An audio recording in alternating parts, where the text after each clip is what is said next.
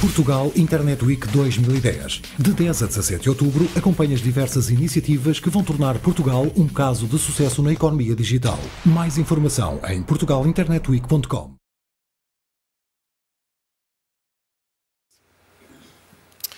The fourth thing, it's pretty obvious, it's a social revolution, and of course the social revolution is kind of fitting in a different challenges that I show here, but Facebook or Twitter are an example here.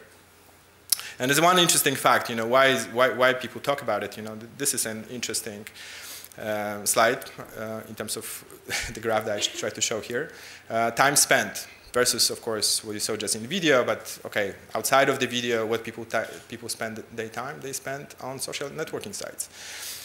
This is a big challenge for other competitors, but as you can see, Facebook in August this year basically surpassed in the United States Yahoo content sites. Yahoo being the first portal and one of the biggest content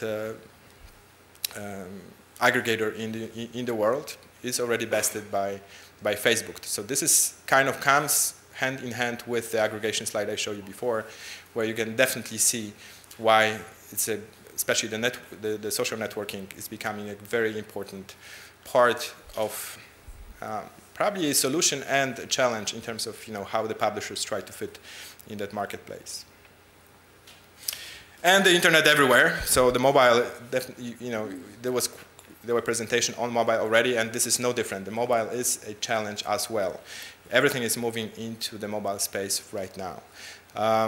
This is a slide from Morgan Stanley from Mary Meeker. Mary Meeker is an analyst that focuses for many, many years on online space, has excellent presentations. This is one of the slides from that presentation, which projects that by 2014, there will be more mobile internet usage in the world than it will be from a desktop. So this is a key fact, I think, in that presentation, because this basically says that everyone will move in slightly different data usage when they are on the move, right? It's very different, very different experience when we have sitting in front of the computer, and a very different experience when we're actually moving about and doing all kinds of things. One of those things is, of course,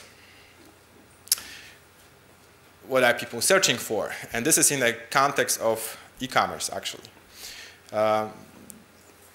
Advertising is much more effective when it's combined with actually in a situation that you can act on it, right? And the mobile, this is just one example how mobile is going to change commerce. So Mr. Neo Fonseca mentioned, how is it changing in Portugal. This is definitely something that will be a huge revolution for the industry, for the publishers as well. For publishers, traditionally publishers, especially newspaper, magazine publishers, basically they were telling people what to buy, where to buy, what to wear, and so on. This is a great opportunity for us as publishers to create great products for the people who actually have finally technological means to act on it on the street, at the store. These charts are from eMarketer, and they basically show what people would like to do if they have their smartphone in hand and they actually check all kinds of information about the product in the store or when they actually have a need for the product. So this is a great unfulfilled still need, but the whole market is moving in this direction. This is a great opportunity to create great data and information services for people who need to have them satisfied. But still, this is very different for what people have and have available online, pure web experience. This is a very different environment, a very different need, and very different way of delivering that type of content. Media fragmentation. So this is a next thing that is quite a substantial challenge. I have to say that I've been working in the industry for quite a few years already, and in the 90s there was a thesis that a lot of people voiced that basically with the internet we're moving into a single device, which will allow us to basically consume media in every possible way, form, and shape. And it's clearly not the case, right? So people call this media convergence, that you have a device convergence, one device for everything. So this is a slide again from Morgan Stanley borrowed here, but basically shows that every generation, every 10 years, there's an explosive growth in the number of different kinds of devices that people consume media on. And then at this decade, we are getting into a 10 billion category, when you have a 10 billion devices sold, all kinds, for all kinds of content, and mashing the content and reusing the content. There are two fundamental issues with that, of course. One, all those devices need content, so they are useless without that content. You know, they only can exist if people can interact with them, and the interaction is the content. Music, video, games, news, photos, and so on and so on.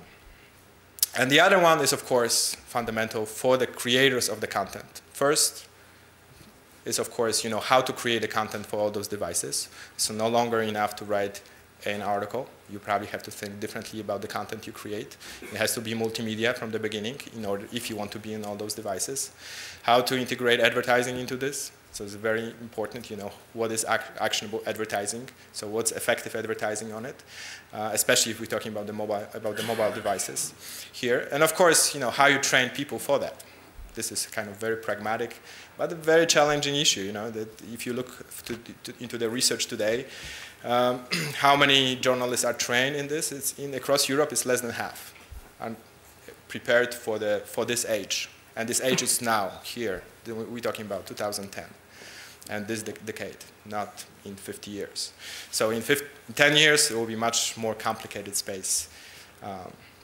So instead of convergence of media devices, we have convergence of content.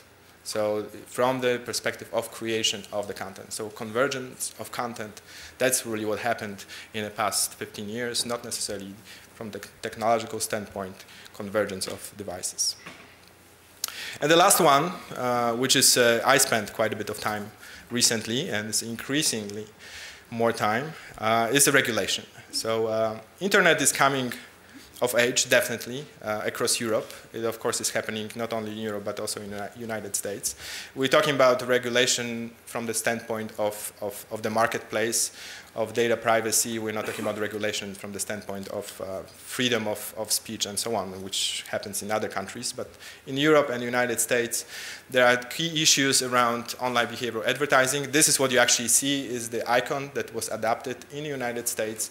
And on all the sites that accept data will have to be shown. So all the publishers in the United States have to adapt this measure in order to give users the opportunity to opt out from being targeted with advertising. So this is one of the initiatives in the United States. The same thing is happening in Europe right now. The stress is right now on the self-regulation, and this is really what we as an industry trying to convince regulators of. The risk is if we actually are regulated formally, then of course in this very fast changing environment we very quickly can run out into serious problems. And of course this is also a cost. You know, still we do not have all the issues worked out how to effectively monetize all the things that we do. So of course additional regulation increases the cost of doing this. Data protection for consumers, another area, and cookie spawning, which is basically discussion in terms of, you know, is cookie and IP a private data point or not. So these are elements that are today very important, and that will decide if, you know, how much we can do and how effectively we can do. And you know, especially from the publishing industry, this is a very important element that kind of worries us sometimes. So that's why we take charge and we discuss this with the Commission and politicians. Thank you very much. I thought you find it useful. Thank you for your attention.